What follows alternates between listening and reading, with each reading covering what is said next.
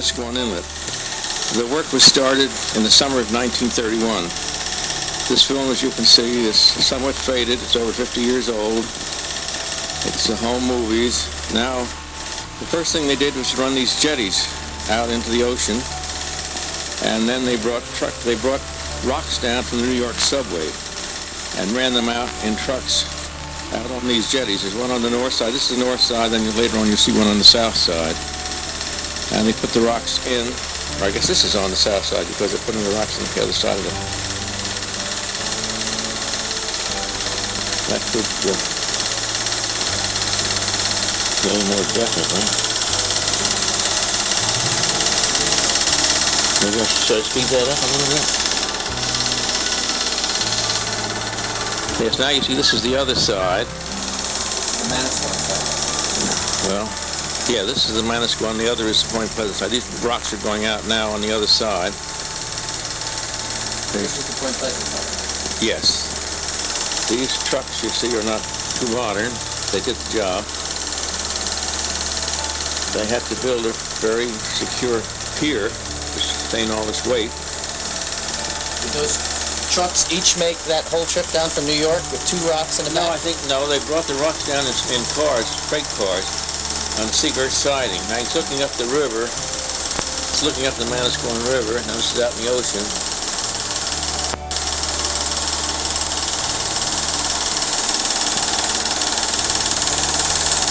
That's the turnaround where they turn the trucks around.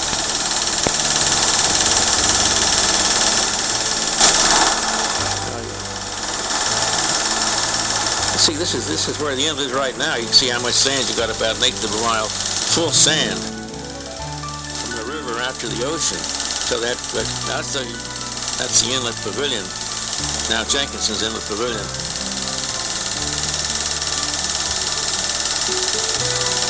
That's taking the sand out of the inlet?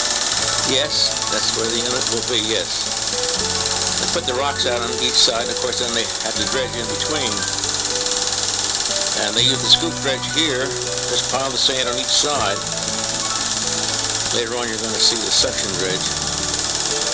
That boardwalk in the background, what would that be? No, that's one of the piers that they're driving out on. Actually, there's no boardwalk shown here. Solid sand.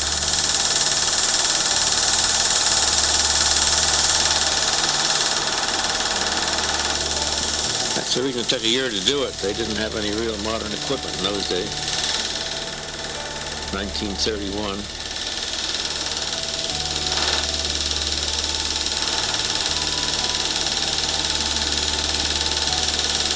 Did you take these pictures? Yes, I took all these pictures.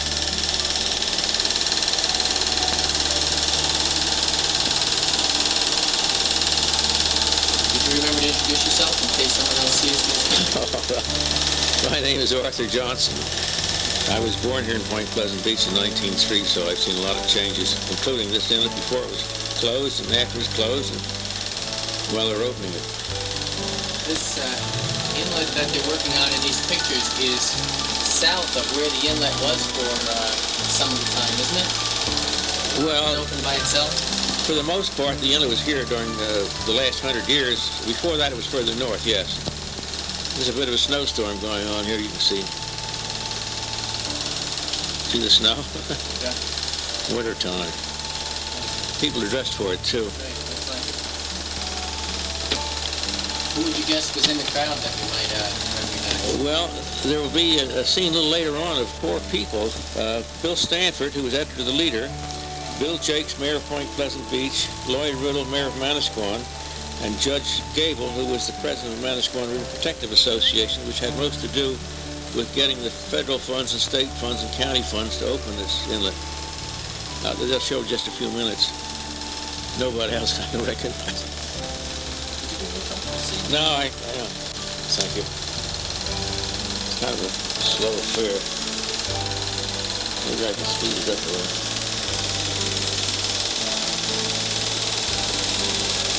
When they opened it, did it stay open? Yes, once they got it open, it stayed open.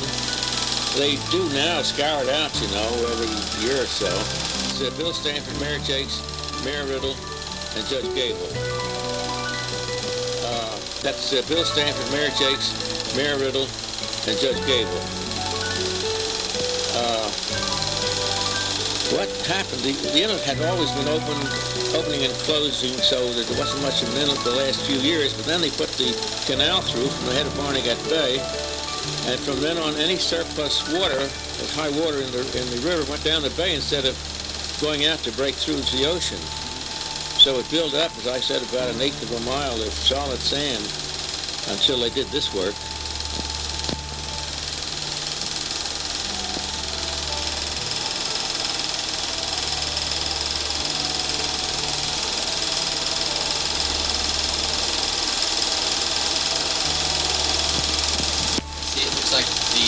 Howland organization was working on the construction. Yes, I think it was Jesse Howland did most of the work. He had the contract. Is he local? Seabright. He's from Seabright. And the Lashards are best known for the canal, aren't they? Yes, yes. They didn't have anything to do with this,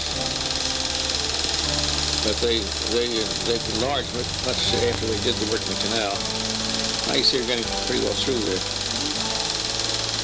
Still a lot of sand to move, though.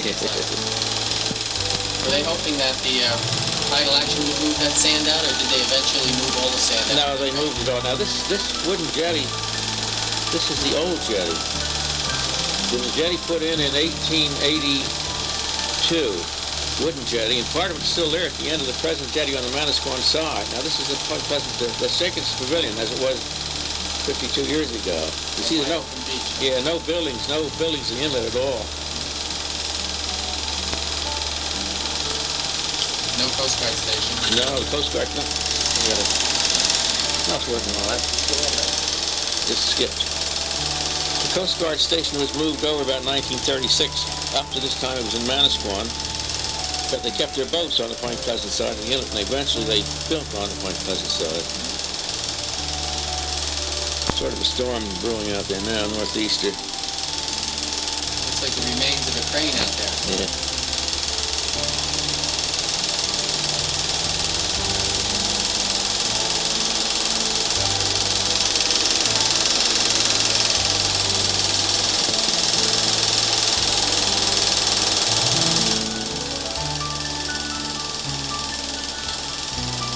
This is a suction dredge.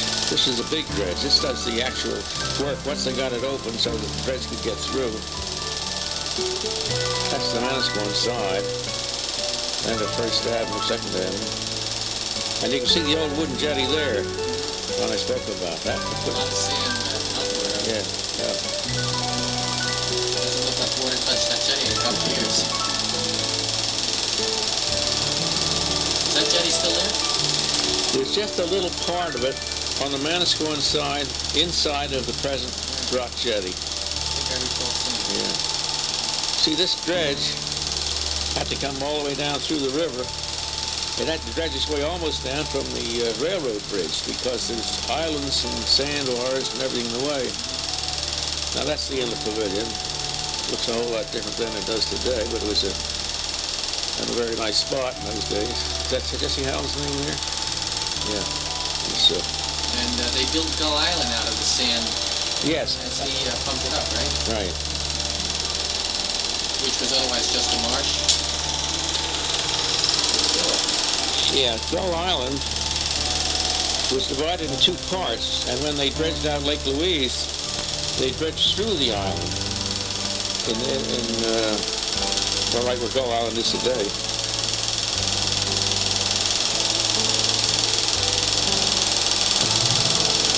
It was a big project to do that. Get the rocks all out and dredge in between.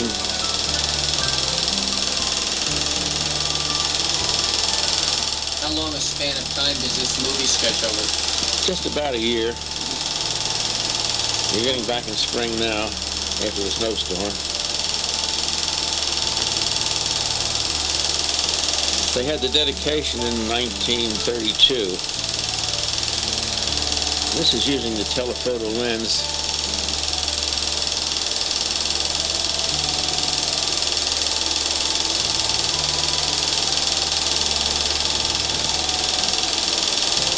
A lot of people washers. Right.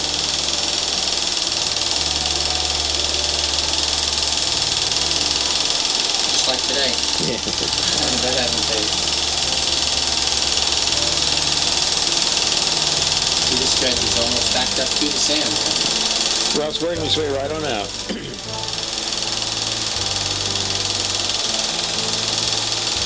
Now the inlet is open. I'm pretty sure that all the way through. They're just widening it now. And this area, that the spoil was pumped on both sides of the river. Some on Gull Island and some on the Manasquan side. Another telephoto shot. Right.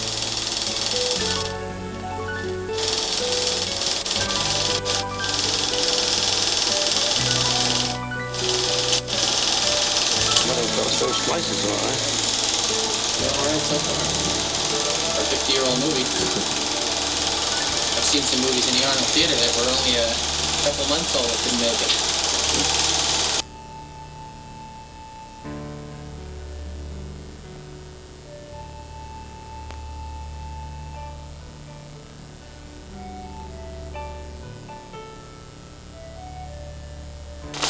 Another northeaster.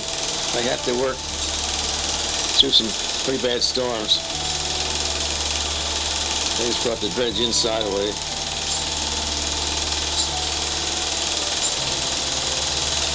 People got wet. They do the same today. After they finished putting the rocks on the jetty, did they dismantle that boardwalk? Yes. Oh yeah. Did they pull the pilings out or leave the Yes. pilings? No, they pulled everything out.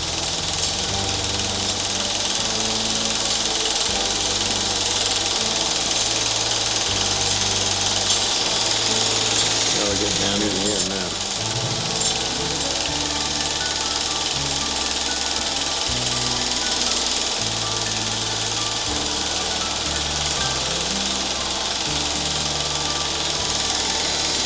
At the very end of this film, a very unusual airplane went over, and I took a picture of it. I think it has 8 motors.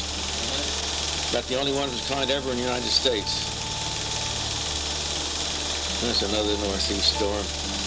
And that's the jetty here, right? That's right.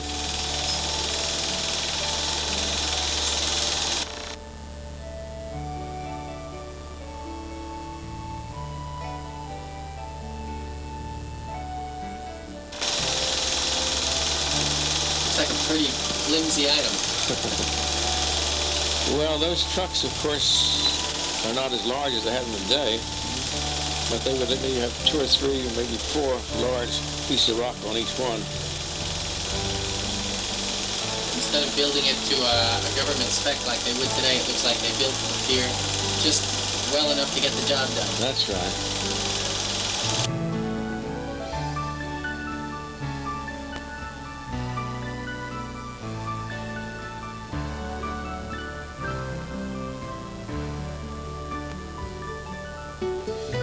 There he goes. All right. Look at that. Look at count the motors.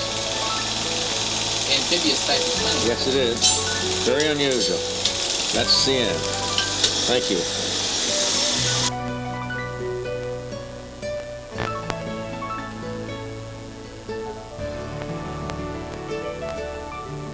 Now, this is in 1932, summer of 1932, dedication to the inlet. The ceremony started at the Bayhead Yacht Club, which you see here now. Governor Larson was there, and we had about 20-25 boats, all of the vintage of about that time. You can see they're not modern by any means.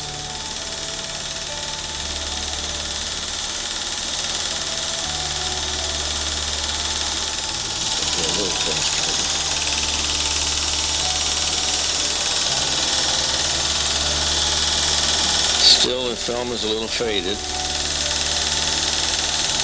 You see the styles in those days were a little different. This is the Bayhead Yacht Club dock. Coast Guard personnel in the back? Yes, the Coast Guard was along. That's Wharton Johnson Boat Works, the big shed you see now in the background.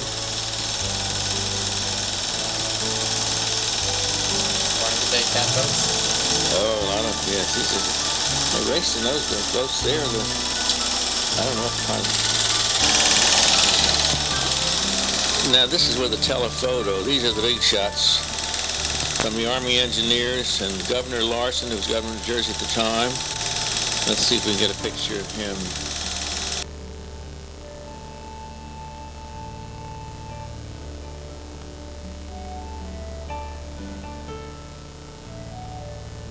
Yeah, there's Governor Larson on one of the boats. These are the boats then. This is one of the modern boats of that time. In the parade. Yeah. I guess I don't know who. I think Morton Johnson was building some of those days, and Hubert. Considering it was his dock, I guess should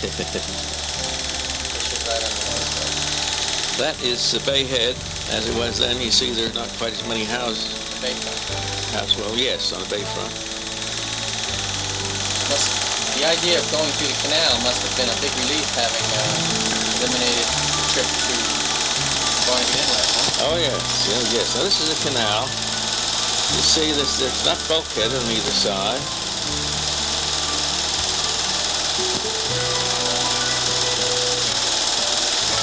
It's the Lowland Town Bridge. Did the bridge have a tower at one end at one time? Yes, that's where the bridge tender stayed.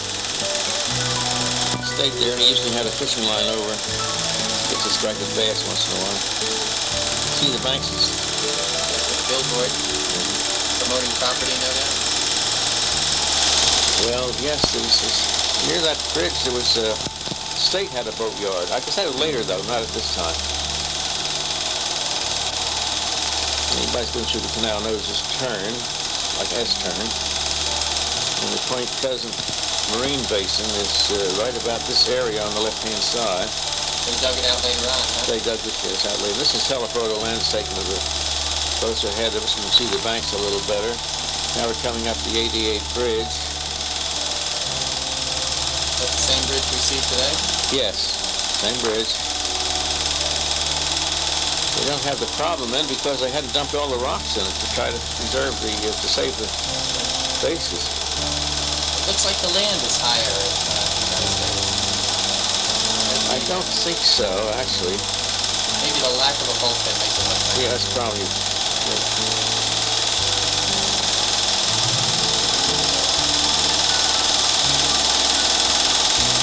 Now that's the Brielle shore. You see on the other side, no houses over there then. Which, if anybody going through the canal would be surprised to see. The island is at the bottom of the left. Oh, not quite yet, but here. Yeah, I think we can just see it. Yeah. That's the Coast Guard.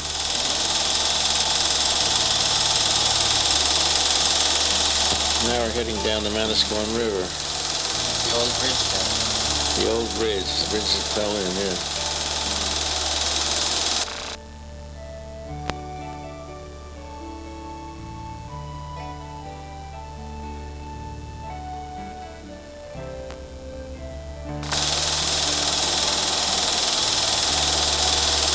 See, the drawbridge was way down, not too high above the water line in those days. That's the Manasquan River Yacht Club.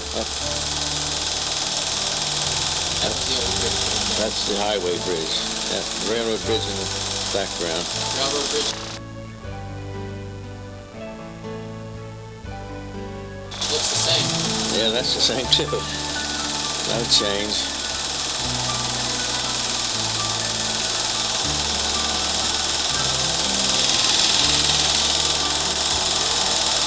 This is Feuerbach and Hanson's dock. And that's between the railroad bridge and...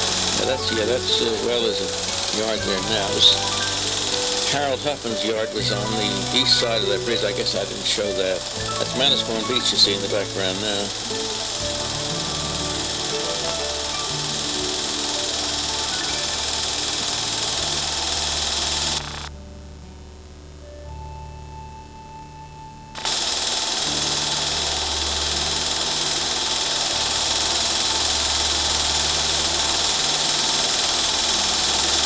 This was really quite an occasion. All these boats together, they must have come all the way from Tom's River and Seaside Park to get in the parade.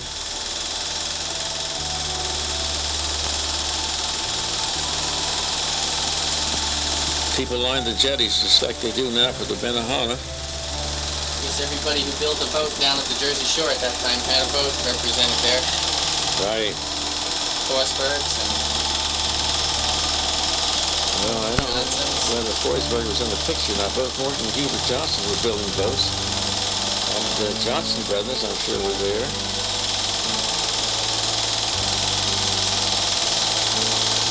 I guess maybe before Johnson brothers' time, because they got the start on the canal. That's right, yeah. Johnson, before the canal, the Johnson Boat Works was stranded all the way up at one end of the bay, with no good access to the ocean. Right, that's right. Let's see, the ocean view of There, the... coming back from the ocean. Don't see any markers on the end of the jetty like you do today. No dolos either. Modern science.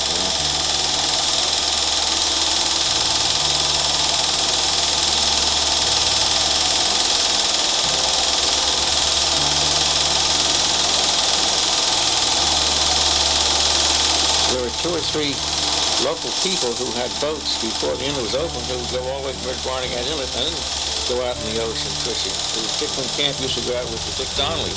Dick Donnelly had a skiff, Brielle. He used to make that trip all the way down the bay. All the way down the bay, go out the inlet, go out deep sea fishing. That must have been a 2 or 3 hour trip then. It was, yes. Both ways. How long had Cranberry Inlet been closed? Cranberry Inlet was closed in 1812. Oh, yeah.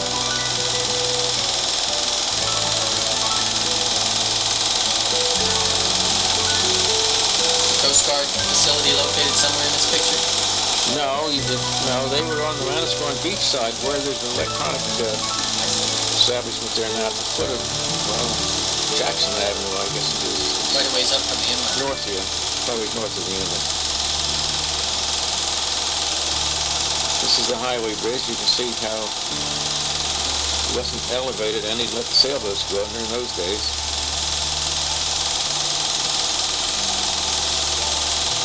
And that's the Brielle shore on the right. You see there's not much to see. That's the Boathouse. boathouse, yes.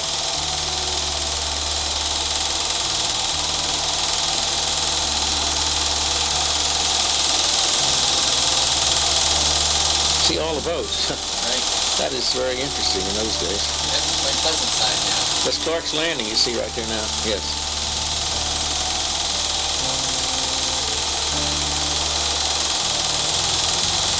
A lot of these boats just anchored along the way inside. That's what you see here now. That's Clark's Landing there, I guess. Yes, that's Clark's Landing. Big pavilion. Yes, that's what it was. Sunday school picnics. See, and Pine Bluff Inn should be in this picture somewhere, right? Well, yes, I'm not sure that's in the picture, but it's, yes, I think the building was still there. That would be at the end of Pine Bluff Drive today, right? Yes, just before we go in the canal. See no houses on the Brielle shore, and there's the island.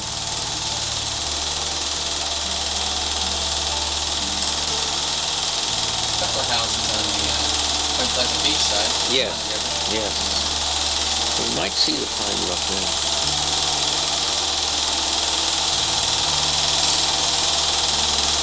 Yeah, that's the Pine Bluff Inn, just past it. This is the entrance to the canal.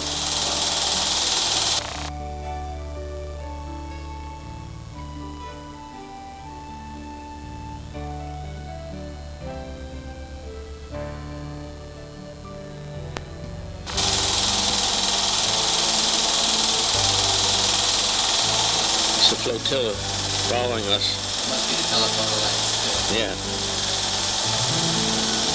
The river must have been fairly deep. Well, yes, they, It was spread out all over. yes.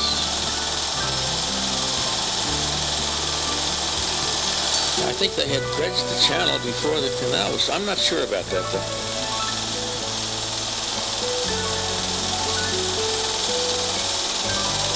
Looks like a big marshy area. That had to be in Barnegat Bay. Around where Perch Hole Point and those places are today. Now they're all built up. Now I'm getting in here. Boats were all decked out. Big occasion. Full regalia.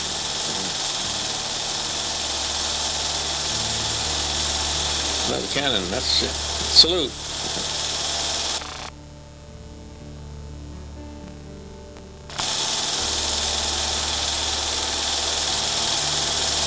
Now they're getting back into the yacht club and the drinking will start.